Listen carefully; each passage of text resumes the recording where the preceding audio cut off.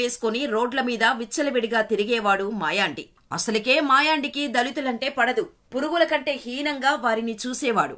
సరిగ్గా ఈ టైంలోనే అంటే గతేడాది ఆగస్టు 13న దళిత యువకుడు రాజమణి రోడ్డుపై వెళ్తుండగా మీలాంటి వాళ్లకి రోడ్లపై నడిచే అర్హత లేదంటూ నీచంగా మాట్లాడాడు మాయాండి. మొదట మనకెందుకు వీడితో గొడవ అని రాజమణి అక్కడి నుంచి త్వరగా వెళ్లిపోవటానికి ట్రై చేశాడు. కానీ మాయాండి మాత్రం వెళ్లనివ్వకుండా అడ్డుకున్నాడు. నోటికి వచ్చినట్టు మాట్లాడాడు. చేతిలో డబ్బుల్లేవు కాని పేరు మాత్రం రాజమణి. ఏ ఊరికి రాజమణివి అంటూ హేళనగా మాట్లాడాడు. అప్పటి వరకు ఎన్ని మాటలు అంటున్నా ఓపికగా భరించాడు రాజమణి. కాని ఎప్పుడైతే ఫ్యామిలీని నోటికి వచ్చినట్టు తిట్టడం మొదలుపెట్టాడో అప్పుడు వాయిస్ రైజ్ చేశాడు. కరెక్టుగా ఈ సిచ్యువేషన్ కోసమే ఎదురు చూస్తున్న మాయాండి మరింత రెచ్చిపోయి రాజమణిపై దాడికి దిగాడు. మాయాండి చేయి ఎత్తటంతో గ్యాంగ్ మొత్తం రాజమణిని కుళ్లబొడిచింది. లేవలేని స్థితిలో ఉన్న రాజమణిని అతి దారుణంగా హత్య చేసి రాక్షసానందం పొందాడు మాయాండి.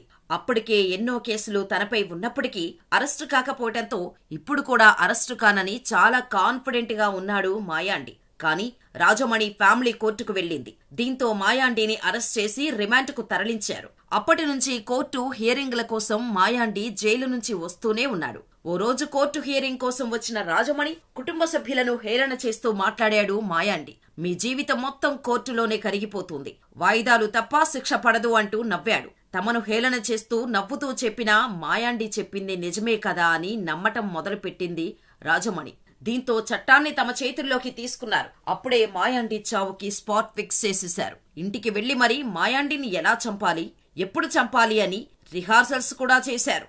ధైర్యం సరిపోక కొందరు కిరాయి గుండాలను పిలిపించి సుపారీ ఇచ్చారు.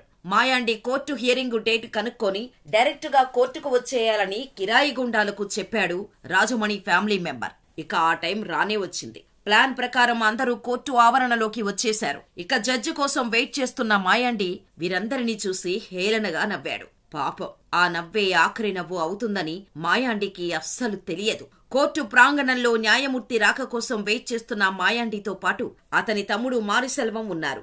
ఊరి ఎలా ఉంది, ఇంటి పరిస్థితి ఎలా ఉందో అడుగుతున్న మాయాండిపై ఒక్కసారిగా దాడి జరిగింది.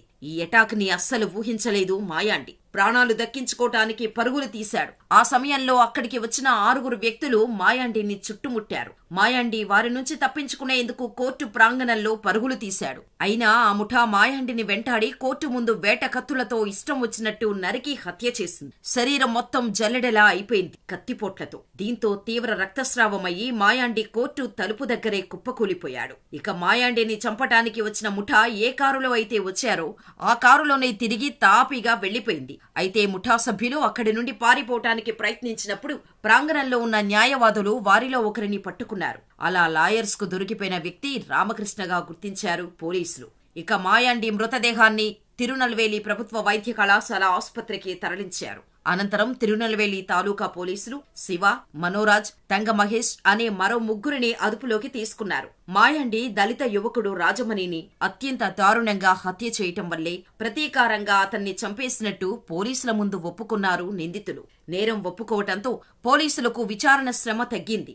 ఇక సీసీటీవీ ఫుటేజీని స్వాధీనం చేసుకున్న పోలీసులు తదుపరి విచారణ కోసం 3 ప్రత్యేక బృందాలను ఏర్పాటు చేశారు. అయితే కోర్టు ఆవరణలోనే ఘోరంగా మనిషిని చంపుతున్న గార్డులు ఎవరూ ముందుకు రాలేదని లాయర్లు చెప్పారు. అయితే హత్య జరిగిన తర్వాత కోర్టు ముందున్న భద్రతా ఏర్పాట్లపై సవివరంగా సమీక్షిస్తామని, లాయర్ల ఆరోపణలపై విచారణ జరుపుతామని పోలీస్ కమిషనర్ తెలిపారు. అలాగే హత్య ఘటనకు సంబంధించిన సీసీటీవీ ఫుటేజీల సాయంతో విచారణ జరుపుతున్నారు. పట్టపగలే కోర్టు ఆవరణలో అందరూ చూస్తుండగానే ఈ హత్య జరగటంతో తమిళనాడు రాష్ట్రం అట్టుడికిపోయింది. మరి ఈ ఘటనలో మాయాండిది తప్పు అని అనుకుంటున్నారా, లేదా చట్టాన్ని చేతుల్లోకి తీసుకున్న రాజమణి కుటుంబ సభ్యులదని అనుకుంటున్నారా? మాకు కామెంట్ చేయండి.